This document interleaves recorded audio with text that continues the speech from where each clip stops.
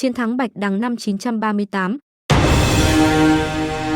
Khi được tin Dương Đình Nghệ bị ám hại, Ngô Quyền đã đem quân từ Ái Châu ra Bắc, tiêu diệt tên phản bội Kiều Công Tiễn. Tên này sợ quá, đã sai người sang cầu cứu vua Nam Hán.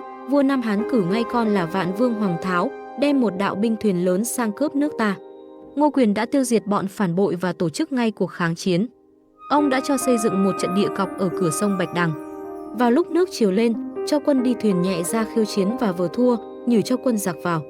Đúng lúc nước chiều rút, Ngô Quyền hô quân đánh quật lại dữ dội, quân giặc chống không nổi, đua nhau quay thuyền tháo chạy. Cả đạo binh thuyền giặc hầu như bị tiêu diệt. Vạn Vương Hoàng Tháo tử trận. Vua Nam Hán được tin, khóc lóc, hạ lệnh rút quân về, không dám nghĩ đến việc xâm lược nước ta nữa.